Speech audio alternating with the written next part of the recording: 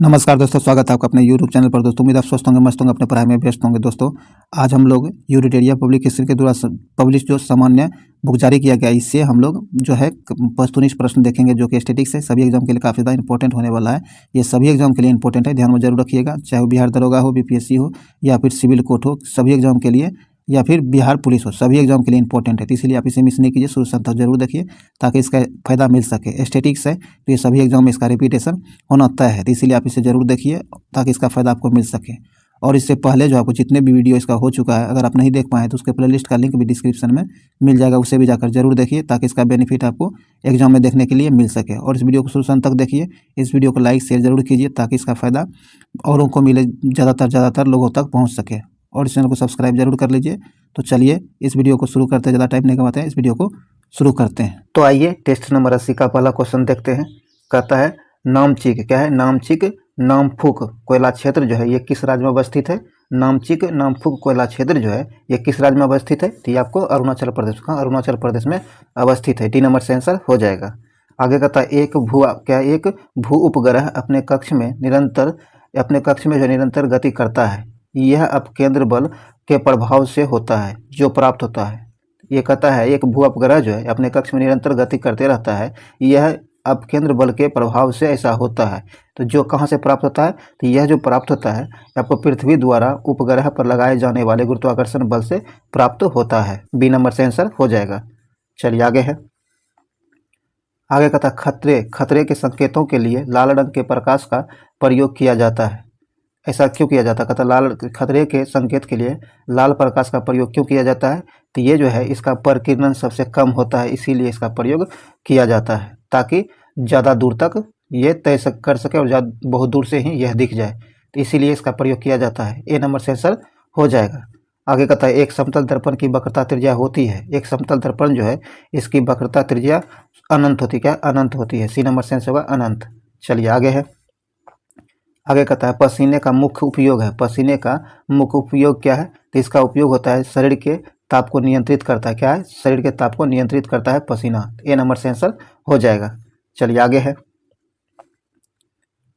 आगे कहता निम्नलिखित में से कौन सा आयनिक यौगिक का एक गुणधर्म है? कहता निम्नलिखित में से कौन सा आयनिक यौगिक का एक गुणधर्म है? आयनिक यौगिक का गुणधर्म जो है या आपको इसका क्वथनांक एवं गलनांक उच्च होता है। क्या होता है? क्वथनांक और गलनांक इसका उच्च होता है। डी नंबर से आंसर हो जाएगा। आगे है बल का गुणनफल है। बल जो है किसका गुणनफल है? तो बल आपको द्रव्यमान और त्वरण का गुणनफल होता है। यहाँ बी नंबर से आंसर हो जाएगा द्रव्यमान और त्वरण। चलिए आगे है। गुरुत्वाकर्षण, क्या? गुरुत्वाकर्षण के सार्वभौमिक नियम का प्रतिपादन किसने किया है? तो ये आपको न्यूटन ने, किसने? न्यूटन के द्वारा किया गया है। सी नंबर से आंसर हो जाएगा न्यूटन। आगे कहता है निम्नलिखित में से कौन एक अणुपरमाणु कण नहीं है? ध्यान रखिएगा, अणुपरमाणु कण नहीं है, तो इसका आंसर हो जाएगा ड्यूट्रॉन। क्या है? ड्यूट्रॉन जो आपको अणुपरमाणु कण नहीं है। ए नंबर से आंसर हो जाएगा। बाकी इलेक्ट्रॉन, न्यूट्रॉन और प्रोटॉन ये तीनों जो आपको अणुपरमाणु कण है, और जो नहीं है ड्यूट्रॉन नहीं है, तो ए नंबर से आंसर हो जाएगा। चलिए आगे है। आगे कहता है टेफ्लॉन क्या है? टेफ्लॉन जो है यह क्या है? तो टेफ्लॉन आपको फ्लोरोकार्बन है। क्या? फ्लोरोकार्बन है टेफ्लॉन। ध्यान रखिएगा, बी नंबर से आंसर हो जाएगा फ्लोरोकार्बन। चलिए आगे है। सॉरी दोस्तों। आगे कहता है निम्न में से क्या? निम्न में से कौन सा मृदा से संबंधित है? कहता है निम्न में से कौन सा मृदा से संबंधित है? तो मृदा से संबंधित आपको एडेफिक क्या है? एडेफिक आपको मृदा से संबंधित है। ए नंबर से आंसर हो जाएगा। आगे निम्न में से कौन सा वायु का वह कार्बनिक गैसीय प्रदूषक है? कहता है निम्न में से वह कौन है जो वायु का वह कार्बनिक गैसीय प्रदूषक है? तो ये आपको हाइड्रोजन सल्फाइड। क्या? Hydrogen sulphide. बी नंबर से आंसर हो जाएगा हाइड्रोजन सल्फाइड। चलिए आगे है। आगे कहता है निम्न में से कौन वास्तविक रूप से एक मीन या फिर मछली का प्रकार है? तो निम्न में से कौन वास्तविक रूप से एक मछली का प्रकार है? तो इसका सही आंसर हो जाएगा आपको कैटफिश। कैटफिश जो है एक मछली का प्रकार है। सी नंबर से आंसर हो जाएगा। आगे कहता है जंतु कोशिका में निम्न में से क्या अनुपस्थित होता है? जंतु कोशिका जो है इनमें कौन अनुपस्थित रहता है? तो इसका सही आंसर हो जाएगा आपको सेलुलोज की कोशिका भित्ति जो होता है जंतु कोशिका में अनुपस्थित होता है। सी नंबर से आंसर हो जाएगा। चलिए आगे है। आगे कहता है शरीर में अतिरिक्त ग्लूकोज ग्लाइकोजन में परिवर्तित होकर भंडारित रहता है। कहता शरीर में जो है, शरीर में अतिरिक्त ग्लूकोज जो होता है ये ग्लाइकोजन में परिवर्तित होकर भंडारित होता है। कहाँ भंडारित रहता है? तो ये जो भंडारित रहता है आपको यकृत में, कहाँ यकृत में भंडारित रहता है। ए नंबर से आंसर होगा यकृत। भोजन के वर्ग क्या है? भोजन के वर्ग में प्रति यूनिट कैलोरी की मात्रा सर्वाधिक होती है। भोजन के वर्ग जो है इसमें प्रति यूनिट कैलोरी क्या है? कैलोरी की मात्रा सर्वाधिक होती है। तो इसका सही आंसर हो जाएगा आपको बसा के, कहाँ? बसा में। बी नंबर से आंसर होगा बसा के रूप में रहती है। चलिए आगे है, सॉरी आगे कहता है ऑक्सीजन का क्रांतिक ताप होता है। ऑक्सीजन का क्रांतिक ताप जो होता है ये आपको -118 डिग्री सेंटीग्रेड होता है। सी नंबर से आंसर हो जाएगा। आगे है निम्न पर विचार कीजिए। कहता है कि लोहे में जंग लगना एक रासायनिक परिवर्तन है। तो यह सही है। क्या है? यह सही है। लवण जल जंग लगने की दर को बढ़ा देता है। लवण और जल जो है ये जंग लगने की दर को बढ़ा देता है। यह भी सही है। कहता उपयुक्त में कौन सा कथन सही है? तो ये आपको दोनों सही है। तो सी नंबर से आंसर हो जाएगा। 1 और 2 दोनों सही है। सी नंबर से आंसर हो जाएगा। चलिए आगे बढ़ते हैं। आगे कहता है भारत की संसद क्या है? भारत की संसद के संबंध में कौन सा कथन सही नहीं है? ध्यान रखिएगा, सही नहीं है। तो जो सही नहीं है कहता है मंत्रिमंडल की सदस्य क्या है? मंत्रिमंडल की सदस्यता निम्न सदन तक सीमित रहता है। ऐसा नहीं है। तो यहाँ आपको सी नंबर से आंसर हो जाएगा जो गलत दिया गया है। चलिए आगे बढ़ते हैं। आगे कहता है केंद्रीय क्या है? केंद्र और राज्य सरकारों के बीच सत्ता के बंटवारे की व्यवस्था में बदलाव के लिए क्या आवश्यक है?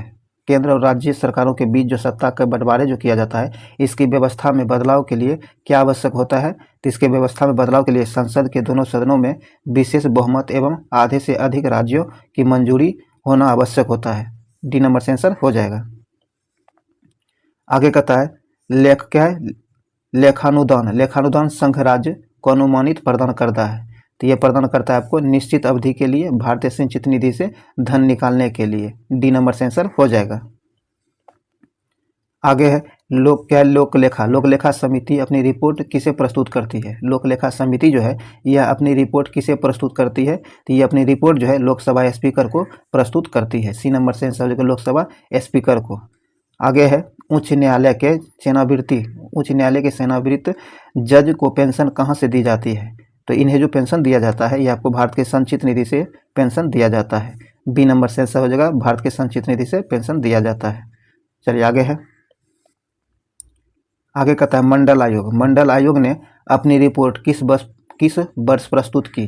कहता मंडल आयोग जो था इन्होंने अपनी रिपोर्ट किस वर्ष प्रस्तुत की थी? तो ये जो प्रस्तुत किया था आपको 1980 में अपना रिपोर्ट प्रस्तुत किया था मंडल आयोग ने। कब? 1980 में। सी नंबर से आंसर हो जाएगा।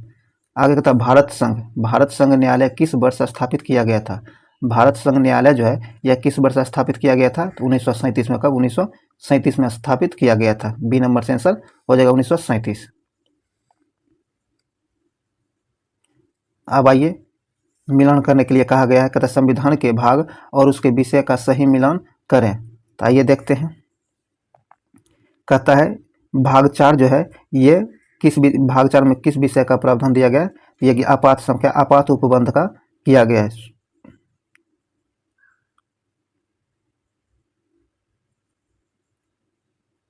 सॉरी दोस्तों, ये जो भाग 4 जो है भाग 4 में आपको राज्य के नीति निर्देशक तत्व दिया गया है। तो ये आपको 1 से मिल जाएगा। और भाग 3 में संघ राज्य क्षेत्र दिया गया है, 2 से मिल जाएगा। और भाग 17 में आपात उपबंध दिया गया है, 3 से मिल जाएगा। और भाग 18 में राज्य भाषा दिया गया है, तो ये आपको 4 से मिल जाएगा। तो इस प्रकार 1 2 3 1 मिनट दोस्तों, ये उल्टा हो गया है। ये जो आपको भाग 17 में राष्ट्रीय आपात दिया गया है, तो ये आपको 4 से मिल जाएगा। और ये आपको 18 आपको आपात उपबंध से मिल जाएगा। इस प्रकार ए का 1, बी का 2, सी का 4 और डी का 3 मिल जाएगा। तो यहाँ आपको सी नंबर से आंसर हो जाएगा। इस तरह के क्वेश्चन को थोड़ा ध्यान से देखा कीजिए, ताकि 3 से 4 क्वेश्चन इससे सॉल्व हो जाता है। चलिए आगे बढ़ते हैं। आगे कहता है भारतीय संविधान में संशोधन कर शिक्षा के अधिकार को कब जोड़ा गया है? कहता है भारतीय संविधान जो है इसमें संशोधन करके, भारतीय संविधान में संशोधन करके शिक्षा का अधिकार को कब जोड़ा गया है? तो यह जोड़ा गया है आपको 1 अप्रैल 2010 को। कब? 1 अप्रैल 2010 को जोड़ा गया है। ए नंबर से आंसर हो जाएगा। चलिए आगे बढ़ते हैं।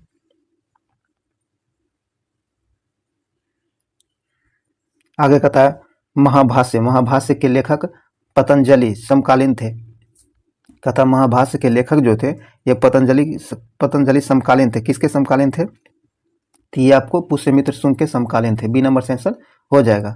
आगे कहता निम्नलिखित में से कौन सुमेलित नहीं है? ध्यान रखिएगा, सुमेलित नहीं है। तो ये आपको बरेली मौलवी अहमदुल्ला, ये आपको सुमेलित नहीं है। तो यहाँ आपको सी नंबर से आंसर हो जाएगा, जो सुमेलित नहीं है। चलिए आगे है।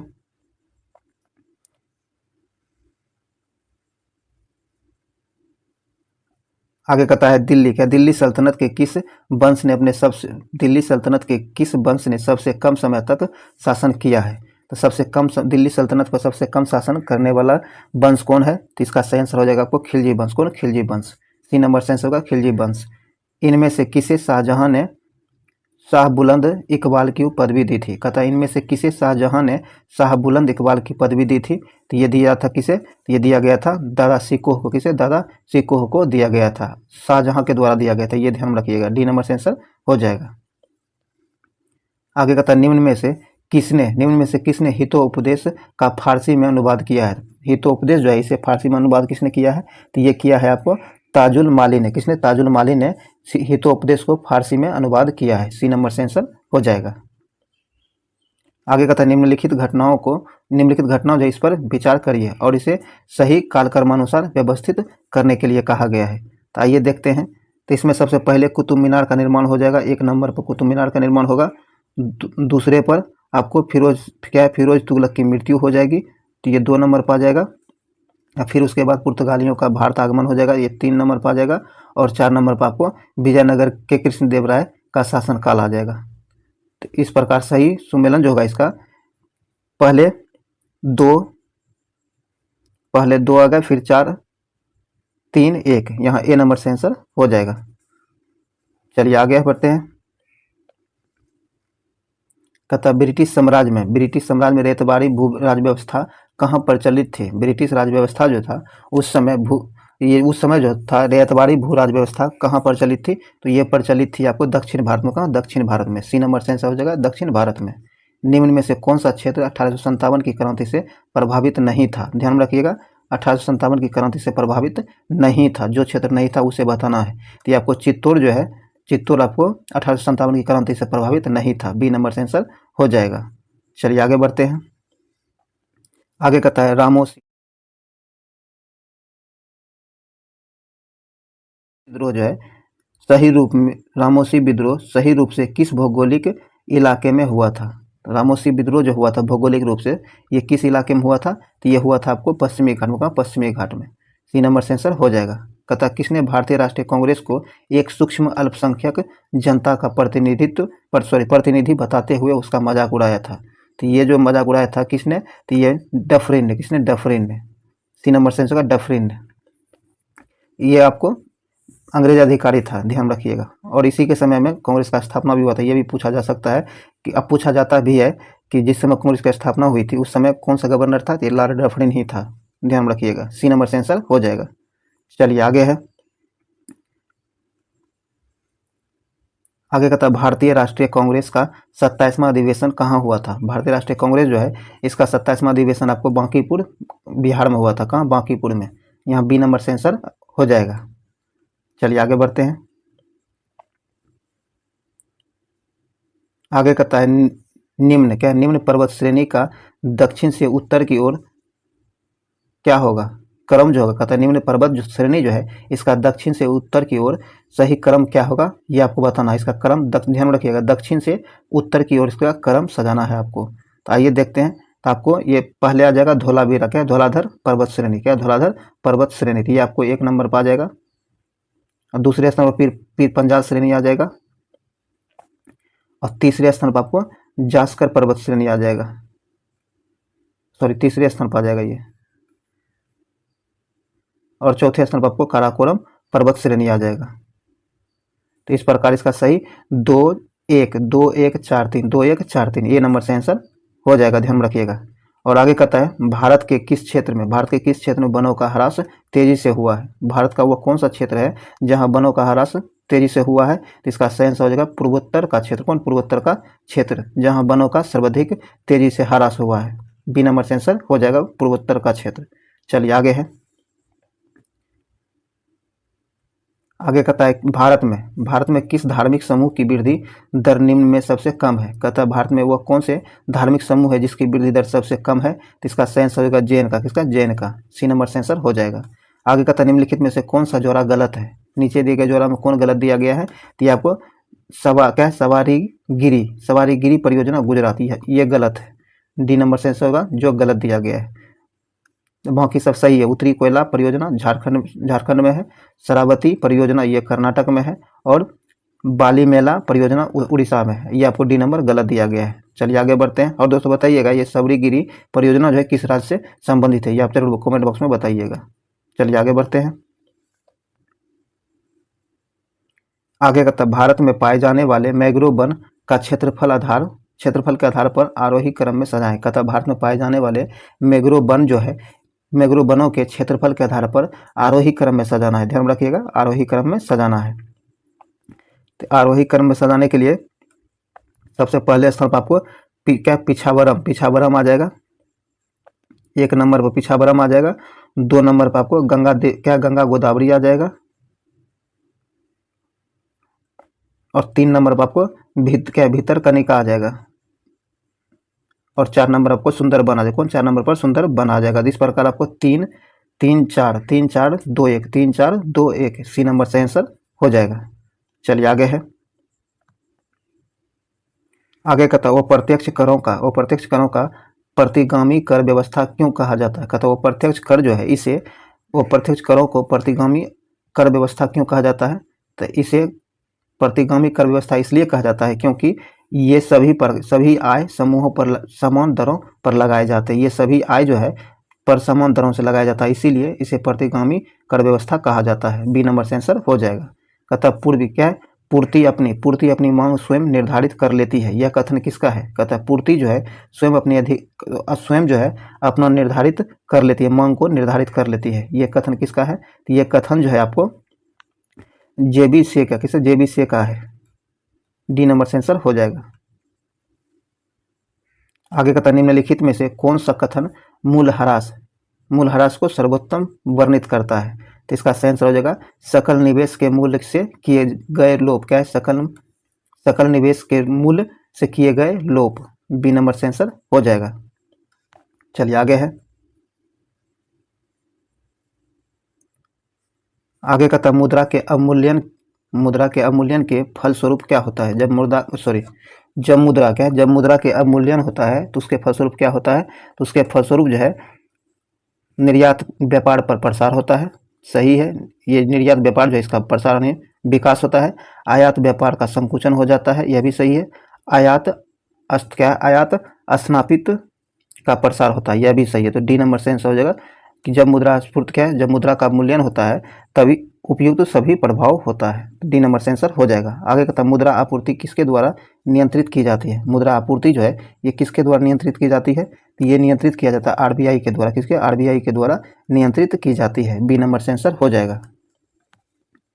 आगे कहता निम्नलिखित में से कौन बागवानी फसल के अंतर्गत नहीं आते हैं। बागवानी फसल के अंतर्गत जो नहीं आता है ये आपको चाय और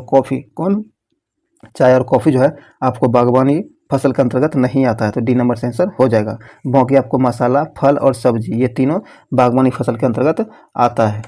चलिए आगे है। आगे कहता है शोषण के दर क्या है, शोषण के दर किसका विघटन। कहता है शोषण के दौरान क्या है, शोषण के दौरान किसका विघटन नहीं होता है। जब शोषण होता है तो उस दौरान किसका विघटन नहीं होता, ये आपको बताना है। तो ये सिर्फ विटामिन का विघटन नहीं होता है शोषण के दौरान।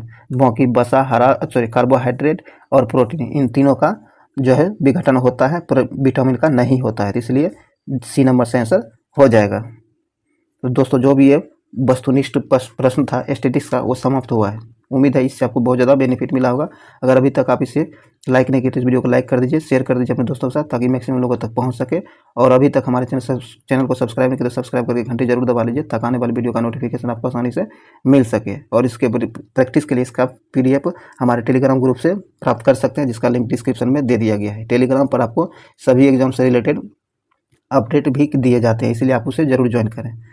चलिए अब हर दिन की भांति हम लोग कुछ स्मरणीय तथ्य देखेंगे, जो सभी एग्जाम के लिए काफ़ी ज़्यादा इंपॉर्टेंट होने वाला है। आइए शुरू करते हैं स्मरणीय तथ्य।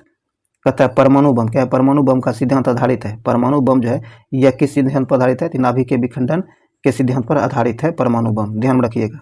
नाभिकीय रिएक्टर में ईंधन के रूप में प्रयोग किया जाता है। नाभिकीय रिएक्टर जो है इसमें ईंधन के रूप में यूरेनियम का प्रयोग किया जाता है। नाभिकीय रिएक्टर में होने वाले अभिक्रिया को नियंत्रित करने के लिए किसके क्षारों का प्रयोग किया जाता है? नाभिकीय रिएक्टर में जो अभिक्रिया होती है उसे नियंत्रित करने के लिए बोरोन एवं कैडमियम के क्षार का उपयोग किया जाता है। ध्यान रखिएगा, बोरोन और कैडमियम के क्षार का प्रयोग किया जाता है नाभिकीय क्रिया में। अभिक्रिया जो होता है नाभिकीय रिएक्टर में, उसको नियंत्रित करने के लिए। आगे है, नाभिकीय रिएक्टर में न्यूट्रॉन की गति को धीमा करने हेतु मंदक के रूप में प्रयोग किया जाता है। नाभिकीय रिएक्टर में न्यूट्रॉन की गति को धीमा करने के लिए या फिर कम करने के लिए मंदक के रूप में ग्रेफाइट या फिर भारी जल का प्रयोग किया जाता है। इन दोनों में से किसी का प्रयोग किया, दोनों का प्रयोग किया जा सकता है, चाहे आप ग्रेफाइट का करिए या फिर भारी जल का करिए। ध्यान रखिएगा ये सब। आगे कहता है सूर्य। क्या? सूर्य एवं तारों जो है इसमें ऊर्जा का स्रोत है। तो ये नाभिकीय संलयन, या सबको पता है कि नाभिकीय संलयन ऊर्जा का मुख्य स्रोत होता है। आगे कहता है कैंसर के इलाज में उपयोग किया जाता है। कैंसर के इलाज में आपको कोबाल्ट 60 का प्रयोग किया जाता है। कोबाल्ट 60 का उपयोग किया जाता है, ध्यान रखिएगा। चलिए आगे है, आगे आइए। अब आपको भौतिक राशि एवं उनके SI मात्रक दिए गए हैं एवं संकेत है। तो आइए हम लोग देखते हैं। भौतिक राशि लंबाई जो है, लंबाई का मात्रक मीटर होता है और इसका संकेत m होता है। द्रव्यमान जो है, द्रव्यमान का मात्रक आपको किलोग्राम होता है, जिसका मात्रक kg होता है। समय का मात्रक सेकेंड होता है और इसका मात्रक S होता है। और ताप जो है, ताप का मात्रक केल्विन होता है और इसका संकेत आपको K होता है। विद्युत धारा जो है, विद्युत धारा का मात्रक एम्पियर होता है और इसे A द्वारा सूचित किया जाता है, यानी इसका संकेत A होता है। ज्योति तीव्रता। क्या? ज्योति तीव्रता का मात्रक कैंडेला है और इसका संकेत जो है CD है। पदार्थ का परिमाप जो होता है इसका मात्रक मोल होता है, जिसे MOL के द्वारा संकेत किया जाता है या सूचित किया जाता है। तो ये जो भी स्मरणीय था, देखिए ये जो आपको काफ़ी इंपॉर्टेंट है। क्या है? ये आपको काफ़ी इंपॉर्टेंट है, तो इसे जो आपको जरूर ध्यान में रख लीजिएगा। ये पूरा का पूरा सेशन ही इंपॉर्टेंट है। स्टैटिक्स है तो काफ़ी ज़्यादा इंपॉर्टेंट है, सभी एग्जाम में ये रिपीट होते रहता है, तो इसीलिए इसे मिस नहीं कीजिए, इसे शुरू से अंत तक देखा कीजिए। और इससे पहले जो आपको 79 सेट करा दिया गया, कितना? 79 सेट, जो कि अपने आप में बहुत बड़ा संख्या है और प्रत्येक में आपको 50 से ज़्यादा क्वेश्चन कराया जा रहा है, आपको पता है।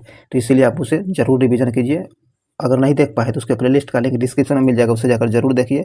और अभी तक इस चैनल को सब्सक्राइब नहीं किया तो सब्सक्राइब करके हमें सपोर्ट कीजिए, ताकि हमें मोटिवेशन मिले, हम आपके लिए और अच्छे से वीडियो लाते रहें।